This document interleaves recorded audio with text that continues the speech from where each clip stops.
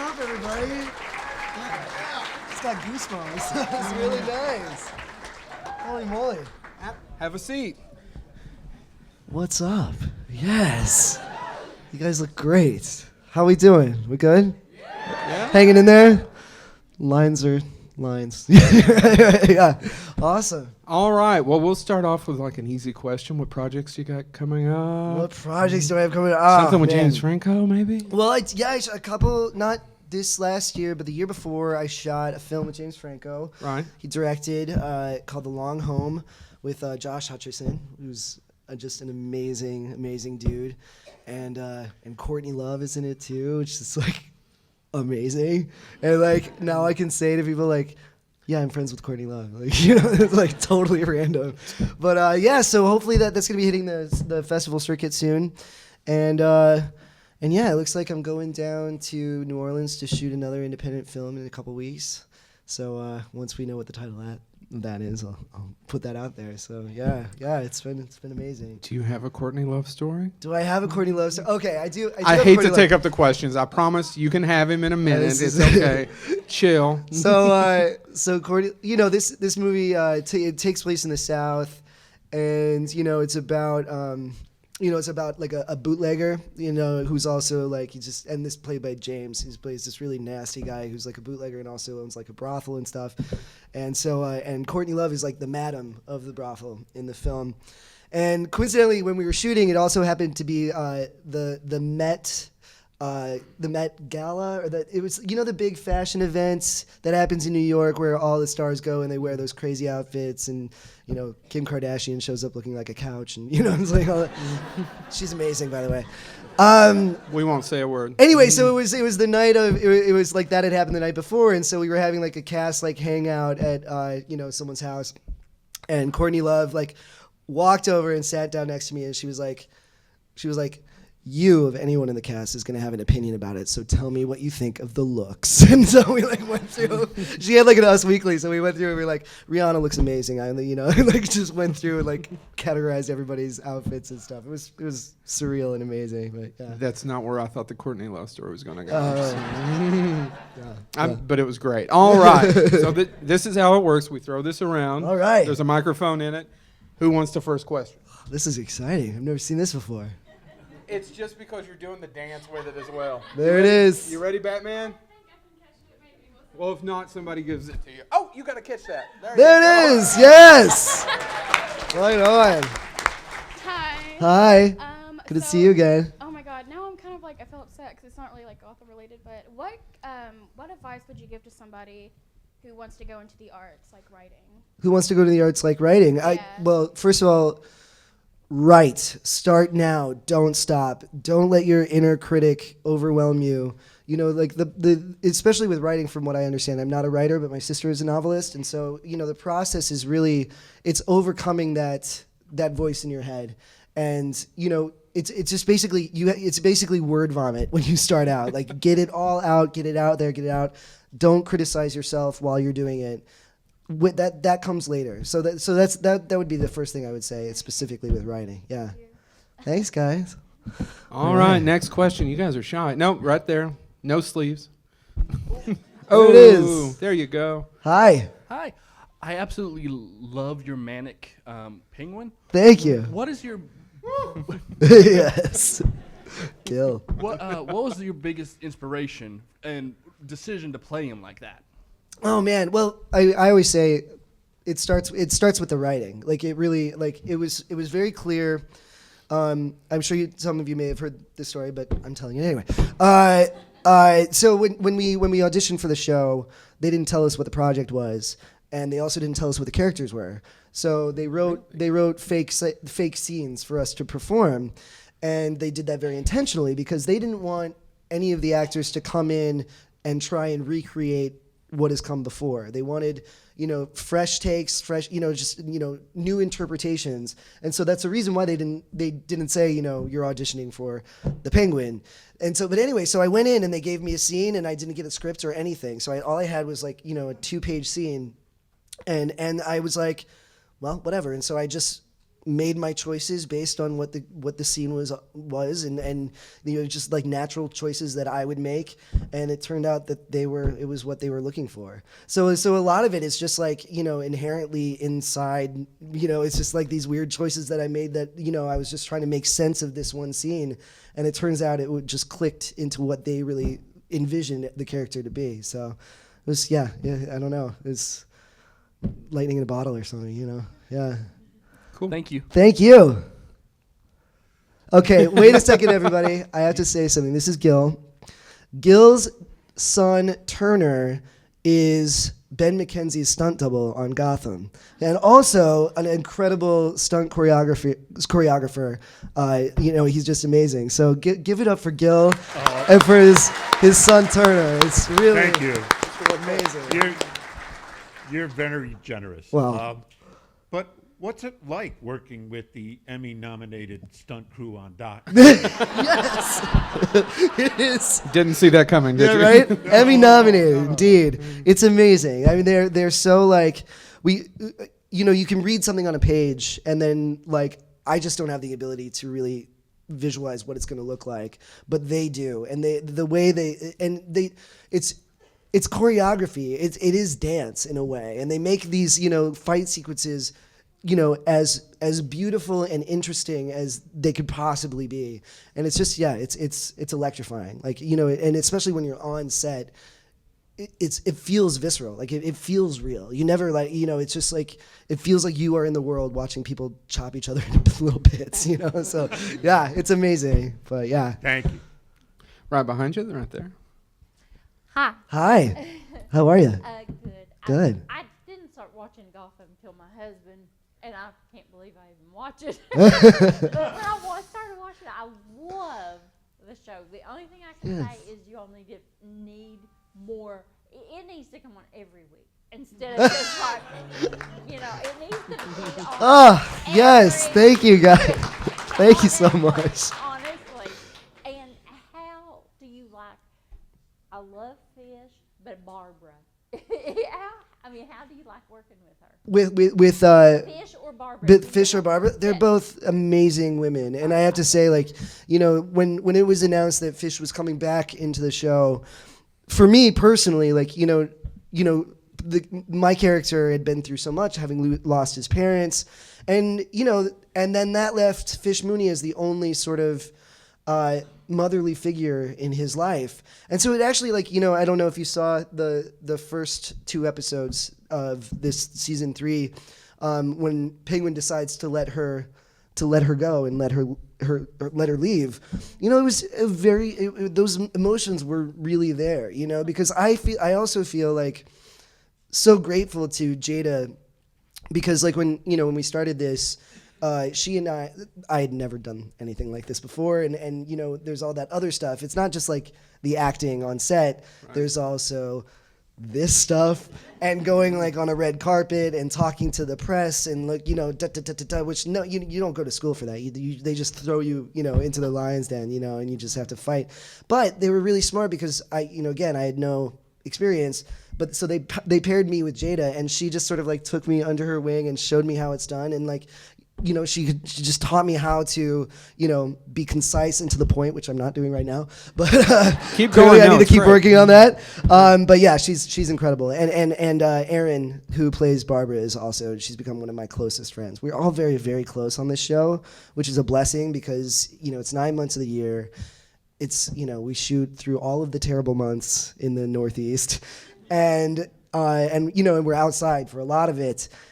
If we didn't really like each other and respect each other, then this show would be almost impossible to do. But it's camaraderie, and it's teamwork, and it's a really beautiful group of people. Well, all I can say is, as many shows as you can do them. Copy that. You got it. You got it. All right. Thank you so much. We've got a couple of guys up here. Yeah. Go ahead. What was your first movie you starred in? The first movie I starred in. Okay, let me think. Okay, it was this independent film that no one has really seen. I think it came out in Germany at some point, and it was called The House is Burning. And I've never been able to watch it. I played a really scuzzy drug dealer who had a swastika tattoo. And we were shooting in Paterson, New Jersey. And I'm in a sleeveless T-shirt sitting outside with a giant swastika on my arm. Never been more terrified in my entire life. How do you tell somebody like I'm not a Nazi, I'm just playing one? Like, you know, it's like, it's crazy. So you know, that's the first one. So yeah. Right here, right there, the little guy right there. Thank you. And there we go. Hey, what's up? How many more seasons of Gotham do you think there will be? 400. Yes, exactly. So I would as many as people would want to see. I mean, I really hope, you know, when we sign our contracts, it's like we have like a 7-year deal, and then, you know, if they decide to do more after that. So, you know, it's like we just cross our fingers. And the most amazing thing about our show is that we have this second run on Netflix. So it's like, you know, I look at all you guys and like, you know, just the fact that, I mean, that's how we consume television now. You know, like, you know, it's like in a lot of ways the older format is dying or is on its way out. And the best thing about this is that we've like opened ourselves up to so many new people who are just discovering it now. And it's like I can even tell, like, when I go on the subway, you know, just like the amount of people who, like, you know, say hello or recognize me or what, you know, like it's really incredible. So I don't know, yeah. I'm hoping for the stars. Yeah. All right, let's get this over here a little bit. You want to stand up and throw it, man? You good? Just you got huck it. Hawk it. Yeah. There. Oh. Yes. Yes. Throw it over there in the middle. All right. Would you rather? Yeah, Oh, it was amazing. That was so fun, and it was. And the great thing about it was, it you know, it mostly takes place in that room, so which is really rare, because we got to shoot it consecutively, or like the scenes we shot it in order the way it's written, which never happens. Oh, really? So in that way, it felt like doing theater. It like felt, you know, like it's like we started at the beginning and worked all the way through it, you know, in a chronological order. So that was amazing. But man, that room got funky by the end of that shoot. I'll tell you that. Yeah, it was ripe in there. Do you have any Jeffrey Combs stories? Do I have Jeffrey Combs?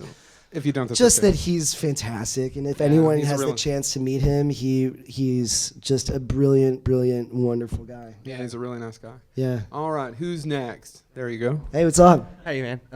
Haven't seen season 3 yet. Waiting on Netflix. Copy but, that. Love the scenes you did with B.D. Wong. Yes. Awesome. B.D. Wong was great, as well as you. If there was one villain that's not in the show now that's in the comics that you would like to see, or just a character in general, who would it be and why? Harley Quinn, duh. I mean, I don't know. She'd probably be like 5 years old, but, you know, who cares? You know? Yeah. Okay. Awesome. Thanks. All right, next question.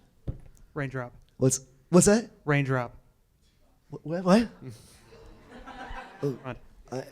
I'm an old guy. I don't know anything. If It's a you could play, meme? Okay, cool. if you could play any role, any genre, any role, what would it be and why?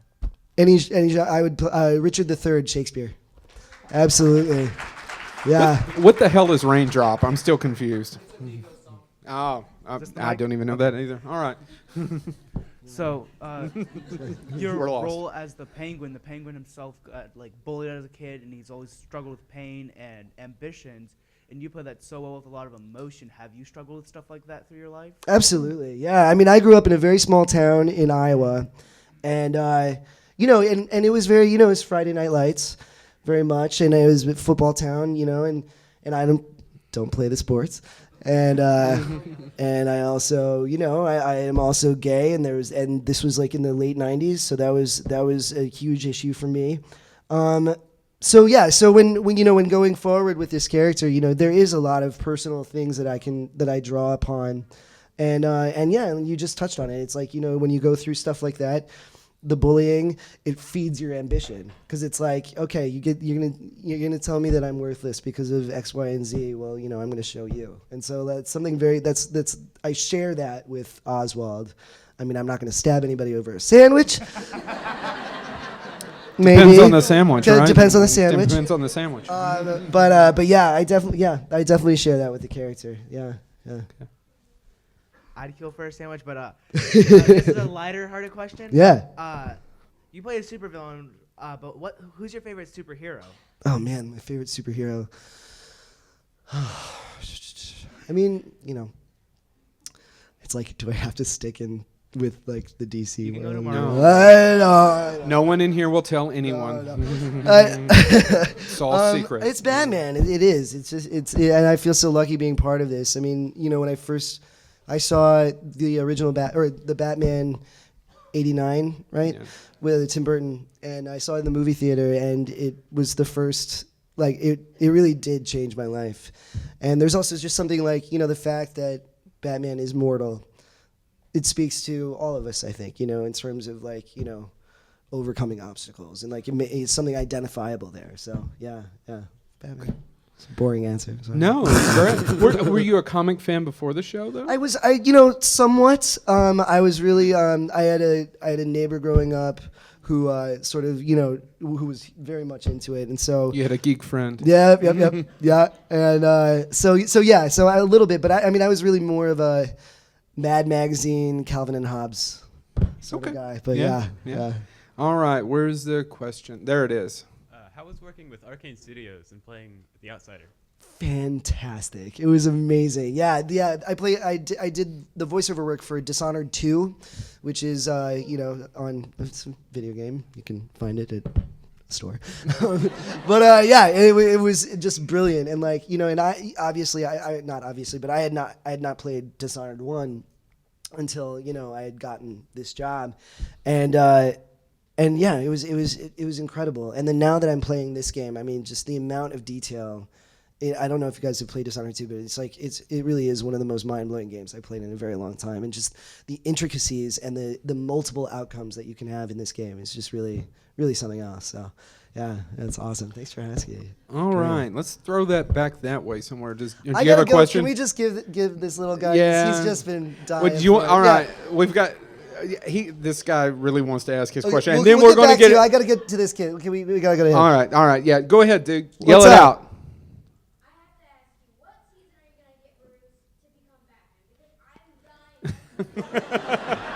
He can't wait, man. Yes.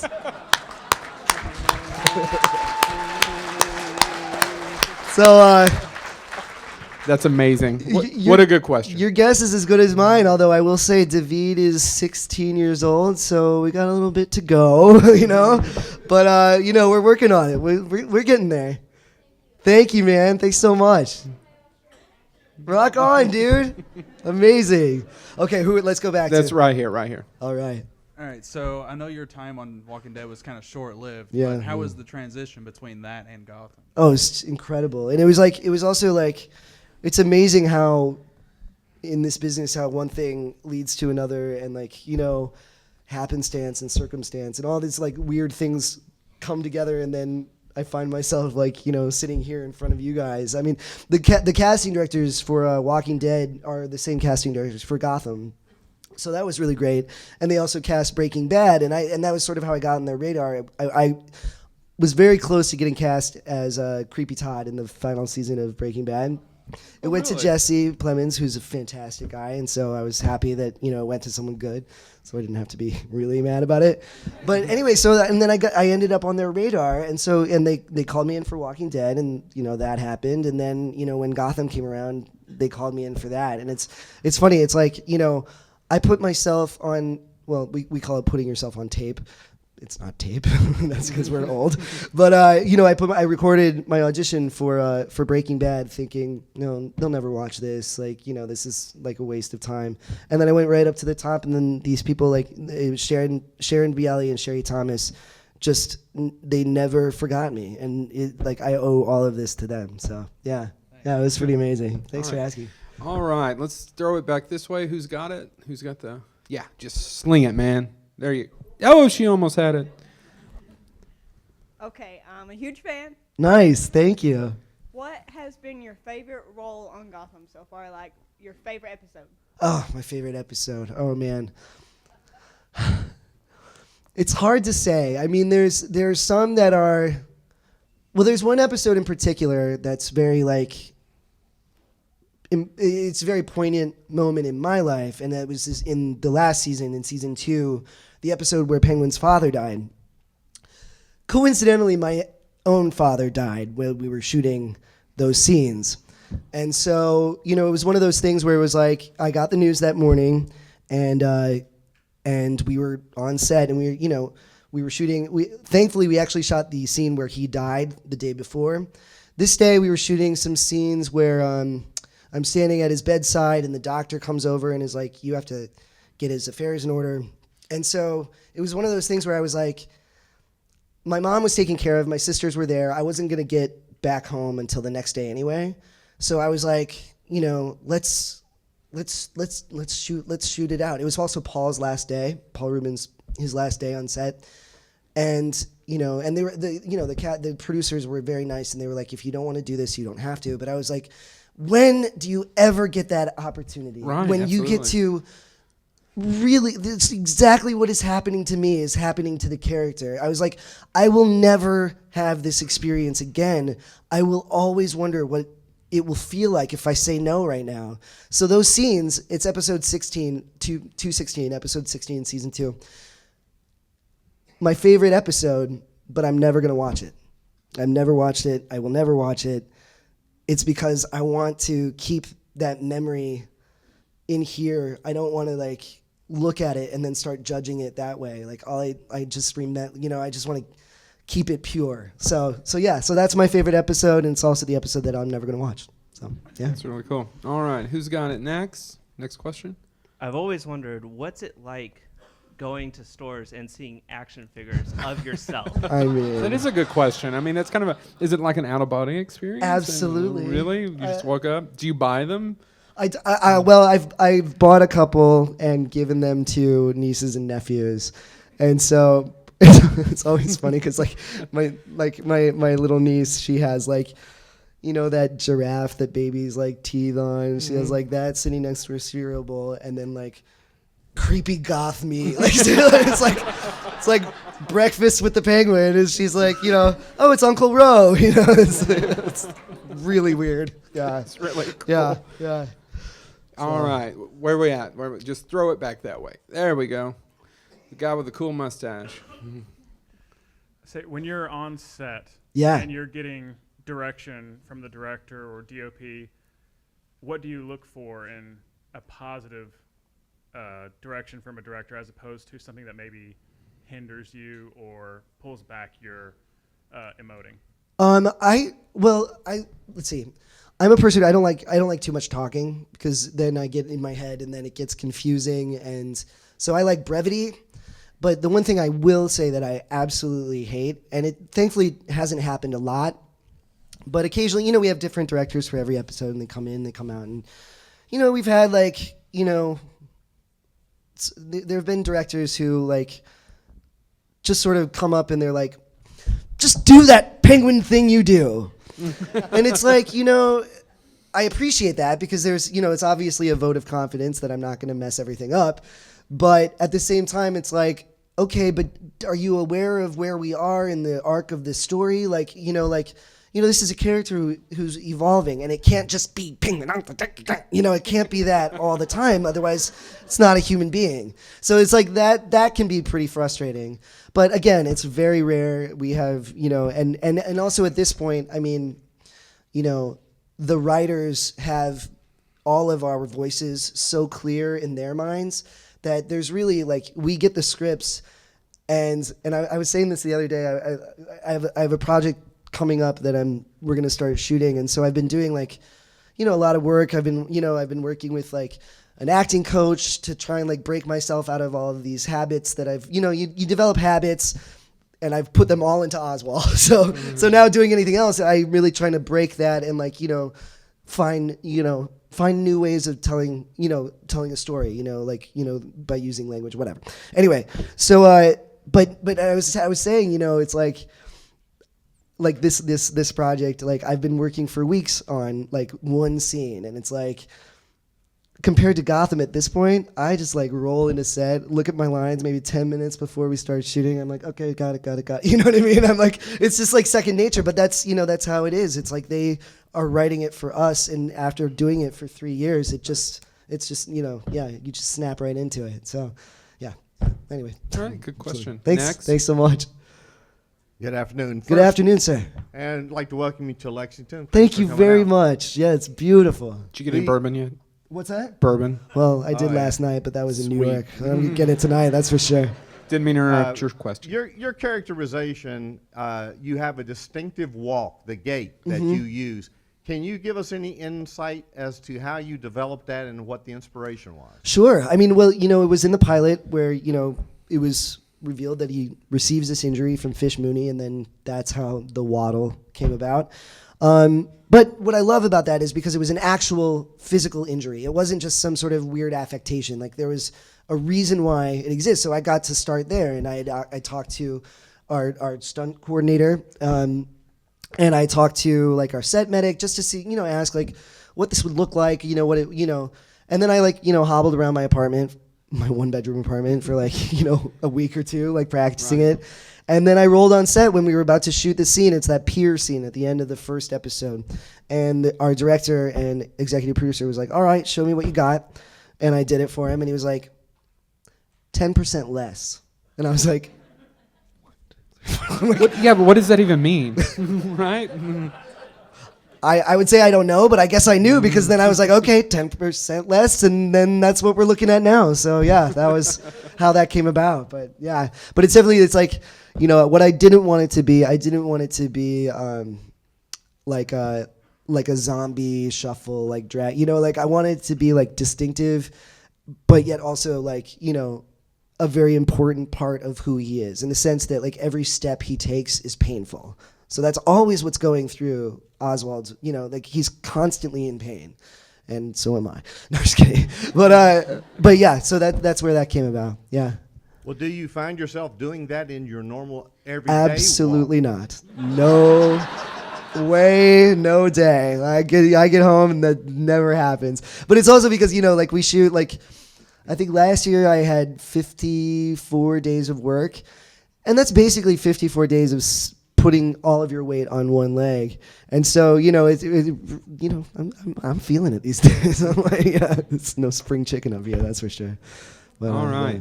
Throw it back that way. There we go.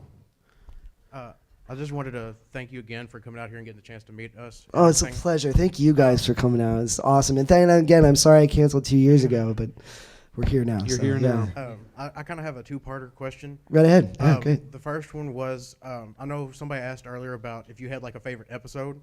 Was there any favorite scenes that you have done? And yeah. And part two, the part two question is there any advice that you could give somebody who wants to get into the acting career who is extremely self-conscious about who they are? Yeah. Okay, let's see. Favorite scenes, I could just, favorite scenes would be anything I had with Paul Rubens. My scenes with Corey Michael Smith are some of the best work that I've ever done. But then, of course, I would say usually my go-to answer for this question is that pier scene in the first episode. It was a very big moment in my life. It's a very big scene. We're shooting on the water in New York City, and it was all about me for a minute, and I'd never had that before.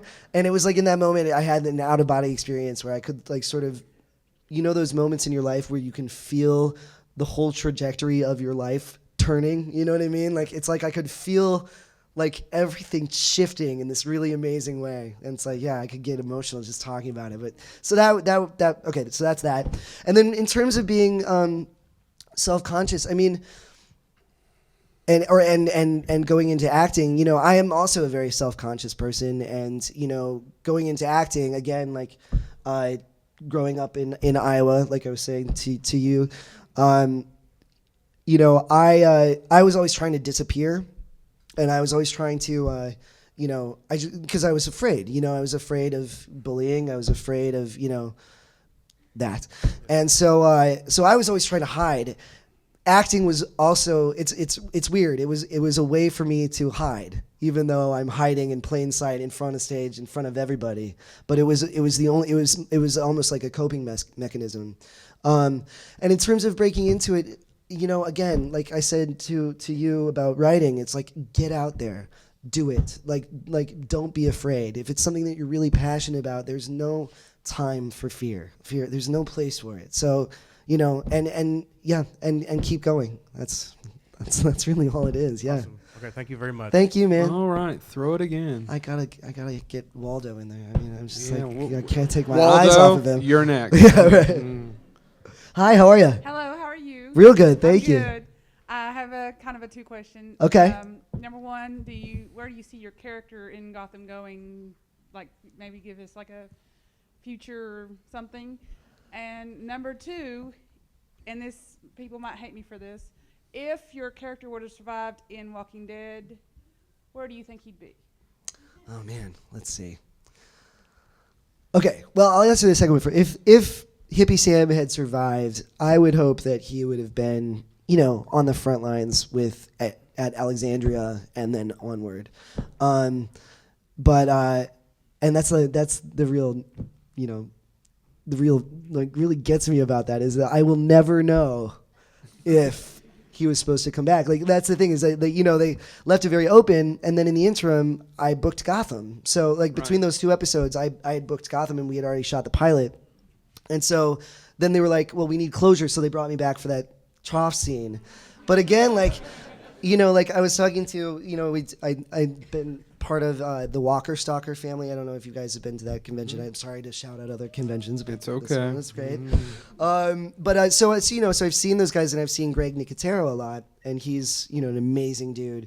And he came up to me at one convention, and I hadn't seen him since. I've seen him since, but I hadn't seen him then since we shot the trough scene.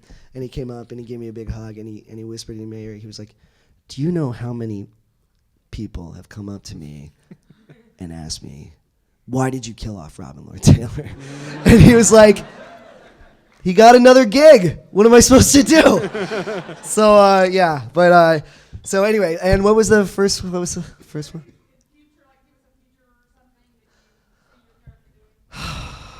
I mean, where we left things off after the last episode that aired didn't go too well for Oswald. And so I can't really confirm to anybody, really what happens. But let's just say that the Riddler has a guilty conscience, and I'm just going to leave it at that. So, yeah. I don't know anything. It's okay. Anyway. Next question. Tune in and watch Mondays at 8 o'clock on Fox.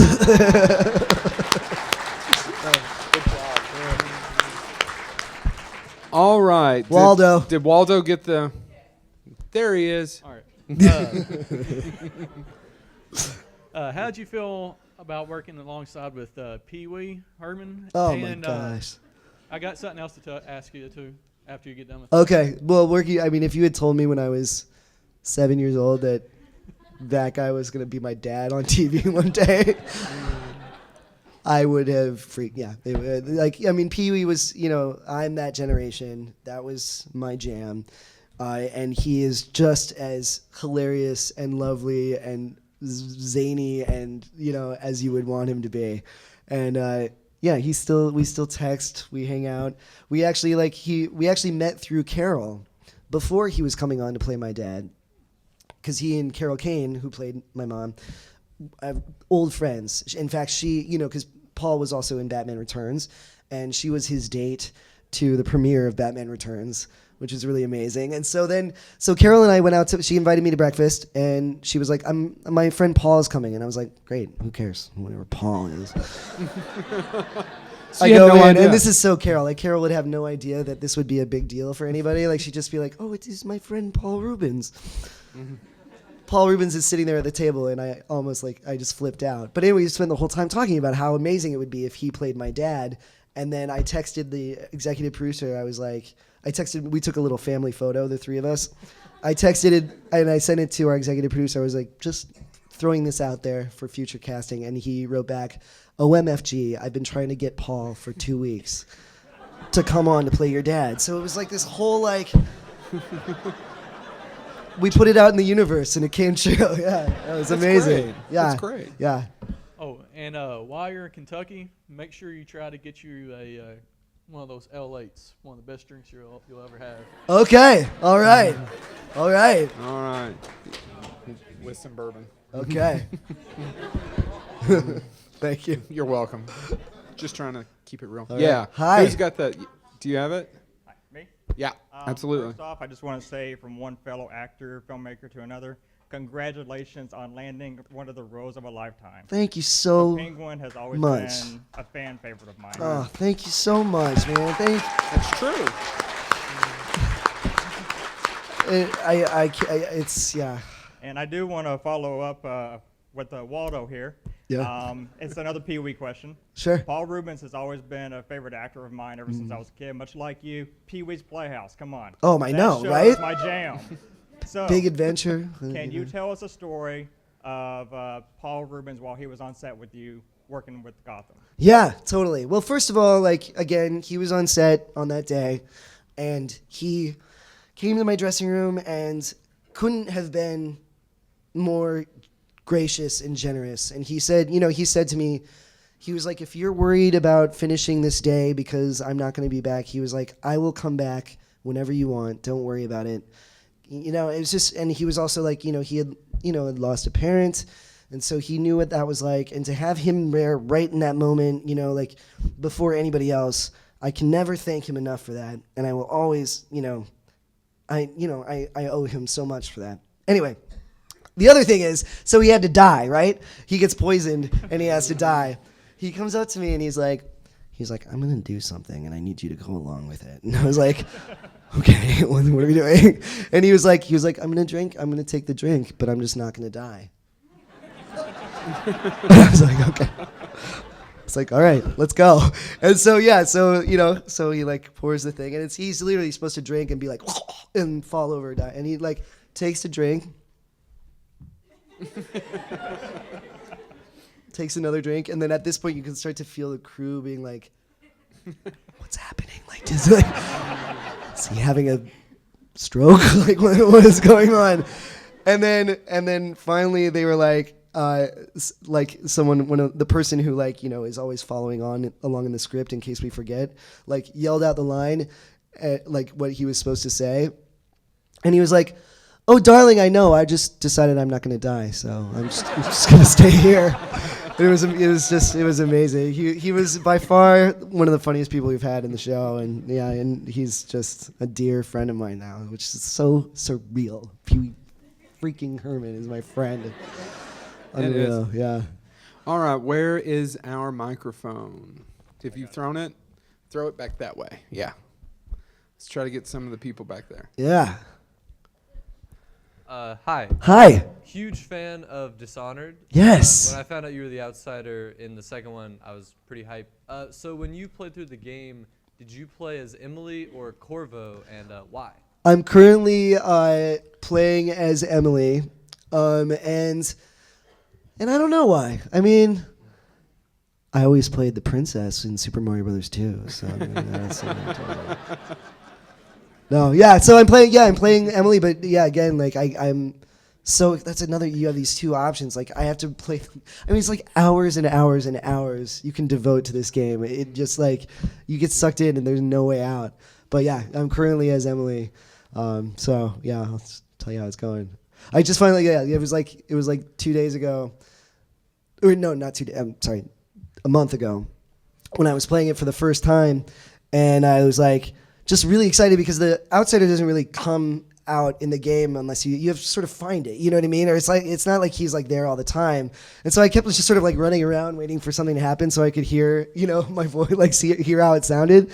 And so I was like playing, and all of a sudden it was like, it's like the outsider came on and I was like, screamed at my husband. I was like, Dickie, get down here! Get down here! I'm on! It's on!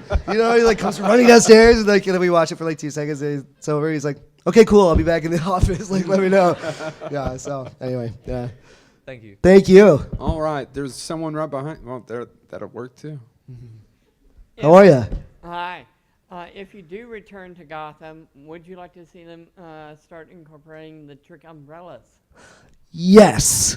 I would. And that's the thing, is that I'm just like waiting, I'm waiting for, well, first of all, like, I said this the other day, it's like, Penguin just keeps like getting like people just, walking up and putting a gun in his face, and I'm like, at some point he should probably, if he's going to keep going in the show, you'd think he'd start packing or something. You'd think he'd start carrying. I mean, it's Gotham City. But then people are like, oh no, you have to wait for the umbrella. And I'm like, oh my God, like when is this going to happen? I want the helicopter umbrella already, like let's do it. Let's get it.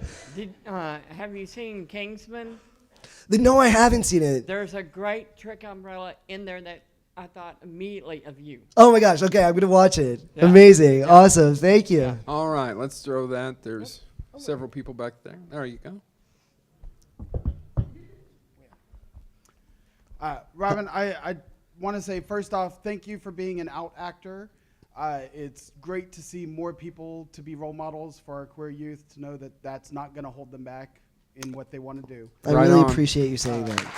Thank you so much. Thank you. Now, my question is, with Nick Cobblepot, was the orientation or the romance of Penguin something brought to you by the writers, or was that something you presented to them as an idea? How did that develop? It started with the writers. It really did. And, and also it's, again, when the show was starting, they put characters and actors together and there was something about that first scene that I had with Corey, in the first season. It was our only scene together, but there's something about it. Like, I just have a very natural chemistry with Corey, and it leapt off the screen for the writers, and they were like, oh, we're going for the, they were like, we're bringing that back around. So yeah, it all started with them, but I was just like, I was so excited to, I was just so excited to, have, a canon character be, queer, and just something very exciting for me, and something that, if people want to come for me and say, it's not canon, it's not this, it's not that, I'm like, I've said this before, but that's, a crock of shit, excuse my language, because what is canon? These stories have been around we're going almost 80 years now, and change so often. Change so often. So if you're gonna say like, okay, Penguin, did you have a problem when he was raised by penguins in Batman Returns? Did you? I would get a lot. When this story was coming out, I would get a lot of tweets and stuff from people who would say something like, they would be like, I like the show, I just don't like that they made the Penguin gay, is what they use. But and that's a whole other semantics that we don't have to get into. But and that's when I would say, okay, you are homophobic. Because again, what I was just saying, did you have a problem when, Penguin was raised by penguins? Did you have a problem in the first Batman movie when the Joker killed Batman's parents? Chances are you didn't. But now you're going to have a problem with this, and you're going to couch it in some excuse that it's not canon. It's like you're homophobic. You just have a problem with gay people. So, check that out. Look at that. Look at yourself, So, anyway. No. Just good. But thank you, man. All right.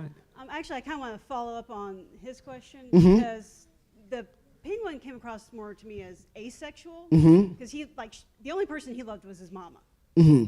Right. So is it just that he fell in love with somebody else and that other person just happened to be a guy and he doesn't really care about that? Yeah, I really don't. That's another reason, is that people are going to come for me, but whatever. I don't really see the Penguin as being gay, per se. I see the Penguin as being a narcissist, severely damaged, violent person who also, having lost the people that he loves most, his father and his mother, the only person there who ever shows him any sort of gentleness or respect was Enigma. And so I also don't think that it is a sexual attraction. I also think that Penguin through the years of bullying has shut that it's almost like it's almost like he believes what the bullies would say, that he is ugly and he is unlovable and he's undesirable. So I really feel the character is sort of is asexual to a certain extent. And I'm not speaking for the asexual community. I'm not saying that this is a generalization on how that happens. But I will say that I do also agree that I don't think that it is a sexual relationship per se. I think Penguin is a very emotionally immature person. And so, all of this really came out of that. So, yeah, that's sort of my roundabout way of answering that. Good question. Let's start throwing it over here. We're going to have to wrap up here in a few minutes. So, oh no, I'm sorry. All right. So, what's your most embarrassing moment on Gotham? Oh my gosh. This should be good. What's my most embarrassing moment? There's a lot of snot. And there was one scene where, and I think you can see it in the pilot, where again we're outside and I'm being really emotional, and I just have I have a trait that I share with Viola Davis in that I get any emotions at all and my nose just goes it just rains. And so there was one scene where I got up and I turned around and this whole long into the wind, it's so that's the first thing that comes to mind. But yeah, it's all on tape. I mean, I think of the stuff that exists out there, the dailies and stuff. I mean, I shudder to think. But yeah, that would have to be it. Thanks for your question, man. All right, a couple of more questions. Just throw it over here. So, has any of the directors or writers ever thought about actually giving you the monocle? Absolutely. I mean, we have a long way to go in terms of fully developing these characters, and that is something that I'm just really I'm actually more excited about that than I am the umbrella, in the sense that again, it's another physical trait that directly informs who he is, and the fact that now he has the damaged leg, and then to have the damaged eye, these are all pieces of this iconic character coming together. So yeah, we've talked about it. We don't know when it's going to happen, but it's out there. So yeah. One second part to that. Yeah. Would you rather have the actual glass monocle or the broken bottle shoved in your eye monocle from the Batman games? I'm going to say I'm gonna shoved I'm a gonna sort of broken chicken bottle? out. I'm gonna say I know what you mean, yeah. But I'm gonna say the regular monocle, because I already go through so much makeup on this show. It's I would have to get to work 3 hours early as opposed to an hour early, for that. So yeah, I'm gonna chicken out and say just okay. Cool. Another question. Let's throw it. And we can end on Harley Hi. Quinn. There she is. Nice to see you again. I would like to say I ship Cobblepot too. And did you ever, in your childhood, ever think that you would grow up and have such a big fan base and think that you would be a huge star as you are now? Well, it's a great question to end on. No, I never ever thought that. And again, I want to say, for someone who, I know I keep circling back to this, but who felt, who felt very on the outside, and having gone through my own self-esteem issues, my own, and also being in the closet for 18 years of my life, I just want to if anyone who's out there who feels scared or unloved, or I